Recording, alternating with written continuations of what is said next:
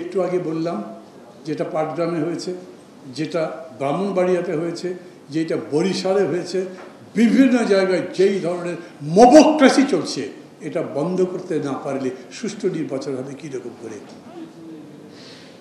আর পুলিশগুলো তো আগেই আমরা বলেছি, বাবা ধান্দাবাজ খুব বোঝে, ওরা দেখছে নাগরিককে কেউ একটা অন্যায় করেছে ধরে ফেলবে, ওটা এই এত বড় সাহস বর্তমান সরকার বলে এগুলো করিস।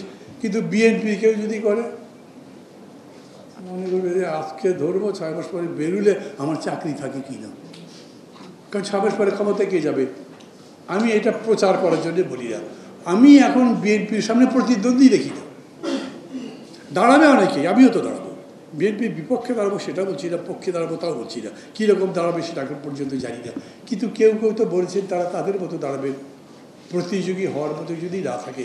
এরকমই যদি হয়, প্রশাসন যদি মনে করে যে ওনারাই যাবে, তখন তাদেরকে এখন থেকে স্যালুট দিতে থাকবে।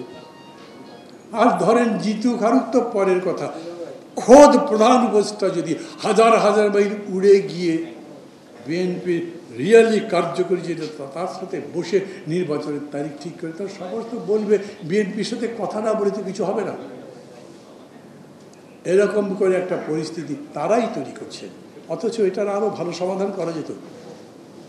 এটা এমনভাবেই করা যেত যে সরকার সম্পর্কে কেউ সন্দেহ করতে পারতো না, সরকার সম্পর্কে প্রশ্ন তুলতে পারতো না, কিন্তু কাজটা ঠিক মতো করা যেত। আমি মনে করি করা যেত।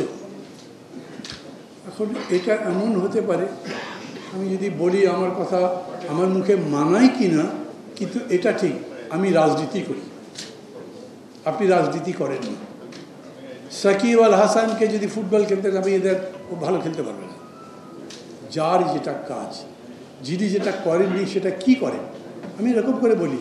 হোসেন মোহাম্মদ এরশাদ রাজনীতি তো করতেন না, ইভেন জিয়াউর রহমানও তো রাজনীতি করতেন না, কিন্তু দেখেন জিয়াউর রহমান এমন একটা দল করে গেছেন, আজ সেটা দেশের সবচেয়ে বড় দল। উনি পারলেন আর আপনি পারেননি। আপনি যখন পারেননি, তখন যারা এসব বোঝে তাদের সাথে কথাবার্তা বলেন, বুদ্ধি পরামর্শ নেন, সবার কথা মতো চলেন। আপনি ওই সংস্কারের ব্যাপারে ঐক্যবদ্ধ করবার জন্য জান দিয়ে দিচ্ছেন, নির্বাচনের তারিখ ঠিক করার ব্যাপারে কেন ঐক্যবদ্ধের চেষ্টা করলেন না?